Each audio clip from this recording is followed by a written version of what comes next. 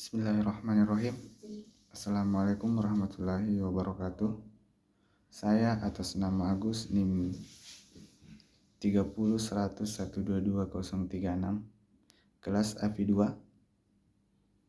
Di sini saya akan melafazkan 10 buah hadis yang berkaitan dengan sejarah pemikiran Islam. Yang pertama itu surah Al-Qalam ayat 4 yang berbunyi, wa innaka la'ala khulqin azim. Dan sesungguhnya engkau benar-benar berbudi pekerti yang luhur. Ayat ini berkaitan dengan akhlak, di mana ayat ini menyampaikan bahwasannya Rasulullah atau akhlak Rasulullah adalah Al-Quran. Artinya seluruh aspek perilakunya termaktub di dalam Al-Quran. Jadi ayat ini juga berkaitan dengan pemikiran Islam.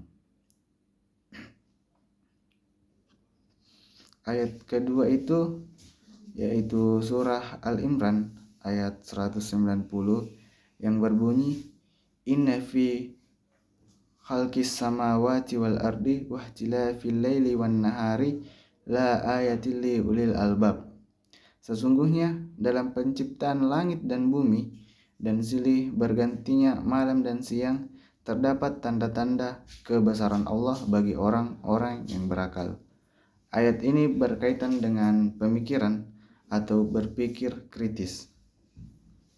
Maksud dari ayat tersebut adalah semua ciptaannya di alam semesta merupakan tanda-tanda kebesaran Allah bagi orang-orang yang berakal dan senantiasa menggunakan akal sehatnya untuk beriman kepada Allah Subhanahu wa ta'ala. Selain itu, akal yang dimiliki manusia hendaknya dapat digunakan untuk merenungi tanda-tanda yang telah diberikan Allah Subhanahu wa ta'ala. Ayat ini berkaitan dengan pemikiran kritis, juga termasuk dalam sejarah pemikiran Islam. Surah ketiga itu yaitu lanjutan dari surah Al-Imran ayat 190 yaitu ayat 191 yang berbunyi, allazina yazkurunallaha qiyaman wa qu'udan wa ala junubihim wa yatafakkaruna fi khalqis samawati wal ard rabbana ma khalaqta hadza batilan subhanaka faqina azabannar. Yaitu orang-orang yang mengingat Allah sambil berdiri, duduk atau dalam keadaan berbaring dan memikirkan tentang penciptaan langit dan bumi, seraya berkata, ya Tuhan kami, tidaklah engkau menciptakan semua ini sia-sia. Maha suci engkau, lindungilah kami dari api neraka. Ayat ini juga berkaitan dengan akal seperti ayat yang sebelumnya. Ayat ini juga mengarah kepada pemikiran kritis, di mana tidak mungkin Allah menciptakan sesuatu yang sia-sia. Pasti semuanya mempunyai makna dari penciptaannya tersebut. Ayat keempat itu yaitu surah Yusuf ayat 105 yang berbunyi, wa ka'ayyim min ayatin fis samawati wal ardi ya'muruna 'alaiha wa hum anha mu'ridun. Ayat ini menjelaskan sama seperti ayat-ayat sebelumnya seperti ayat Al-Imran ayat 190 dan 191. Ayat ini juga berkaitan dengan akal dan berpikir secara kritis. Ayat kelima itu yaitu surah Al-Baqarah ayat 255 yang dimana yang biasa kita kenal ayat kursi yang berbunyi, Allahu la ilaha illa huwal hayyul qayyum la ta'khusuhu sinatun wa la naum lahu ma fis samawati wa ma fil ard man zallazi yasfa'u indahu illa bi'izni ya'lamu ma baina aydihim wa ma khalfahum ولا يحيطون بشيء من علمه إلا بما شاء وسع كرسيه السماوات والأرض ولا يؤوده حفظهما وهو العلي العظيم. Allah, tidak ada Tuhan yang berhak disembah melainkan Dia, yang hidup kekal lagi terus-menerus mengurus makhluknya, tidak mengantuk dan tidak tidur. Kepunyaannya apa yang di langit dan di bumi. Tiada yang dapat memberi syafaat di sisinya tanpa izinnya. Dia mengetahui apa yang di hadapan mereka dan apa yang di belakang mereka. Mereka tidak mengetahui sesuatu dari ilmu Allah melainkan apa yang dikehendakinya. Kursinya meliputi langit dan bumi, dan Dia tidak merasa berat memelihara keduanya, dan Dia maha tinggi lagi maha besar. Ayat ini berkaitan dengan akidah atau tauhid, yang dimana ayat ini kita bisa memaknai bahwasannya tiada Tuhan selain Allah. Ayat kursi ini juga mengajarkan umat Islam bahwa tidak ada Tuhan yang patut disembah selain Allah Subhanahu wa taala. Allah memiliki hidup kekal, tak terbatas oleh waktu, dan selalu mengurus alam semesta secara sempurna. Ayat ini juga menekankan bahwa Allah tidak pernah lelah atau tidur. Ini juga termasuk bagian dari sejarah pemikiran Islam.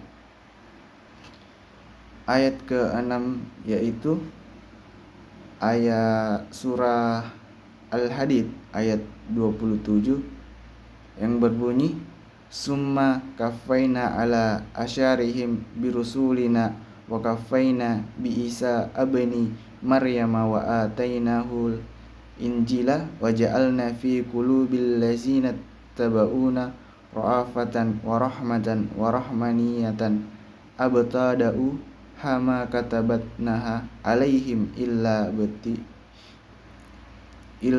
ibtika'a ridwanillahi fama ra'auha haqqa riayatiha fa'atainal ladzina amanu minhum ajrahum wa katsirum minhum fasikun.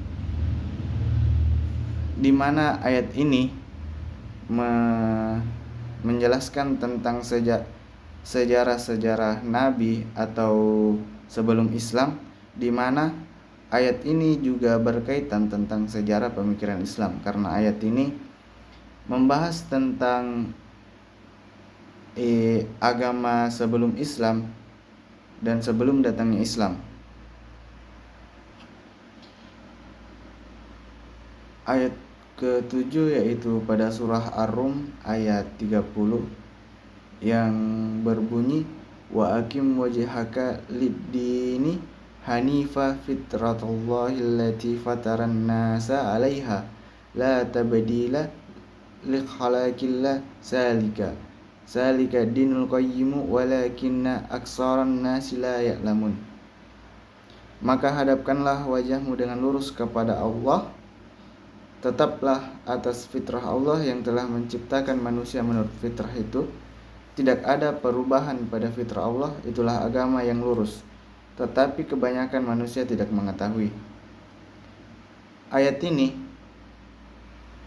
menjelaskan tentang kefitrahan Allah, di mana ayat ini berkaitan pada pilihan dan tanggung jawab manusia.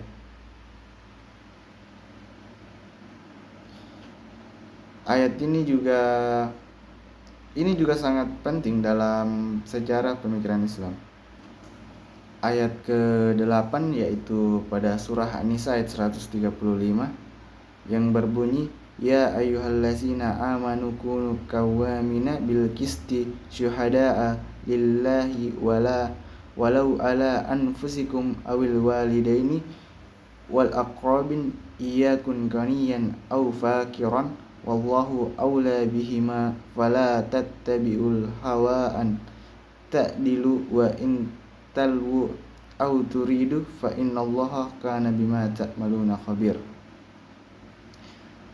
Wahai orang-orang yang beriman, jadilah kamu penegak keadilan, menjadikan saksi karena Allah, walaupun terhadap dirimu sendiri atau terhadap ibu bapak dan kaum kerabatmu.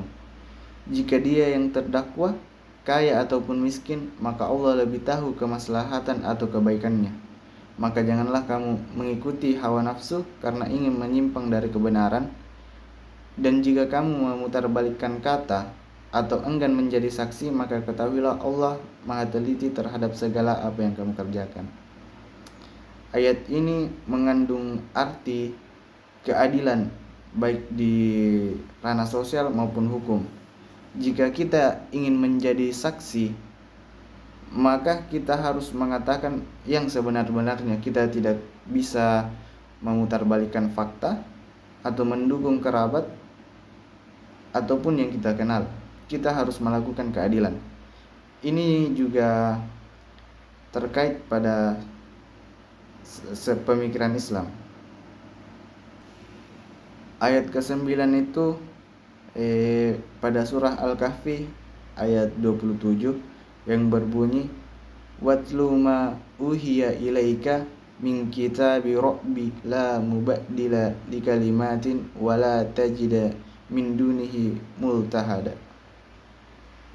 Dan bacalah apa yang diwahyukan kepadamu, yaitu kitab Tuhanmu Al-Quran. Tidak ada seorang pun yang dapat merubah kalimat-kalimatnya, dan kamu tidak akan dapat menemukan tempat berlindung selain daripadanya. Ayat ini menjelaskan bahwasannya ayat Al-Quran ini tidak ada yang bisa merubahnya dan tidak ada yang bisa membuat seperti halnya Al-Quran. Jadi ayat ini menjelaskan bahwasannya Al-Quran ini tidak pernah berubah dari dahulu sampai sekarang. Ini juga termasuk dalam sejarah pemikiran Islam. Yang terakhir itu pada surah Al-Alaq ayat pertama yang berbunyi, Iqra bismi rabbikal ladzi halaq. Bacalah dengan menyebut nama Tuhanmu. Nah, di sini adalah ayat ini adalah ayat pertama atau wahyu pertama yang diturunkan kepada Nabiullah Muhammad SAW. Ayat ini menerangkan bahwasannya kita harus menuntut ilmu, baik itu kita laki-laki maupun perempuan. Kita wajib menuntut ilmu. Nah, ini juga termasuk di pemikiran Islam. Jadi mungkin hanya itu yang bisa saya sampaikan. Lebih dan kurangnya mohon dimaafkan. Assalamualaikum warahmatullahi wabarakatuh.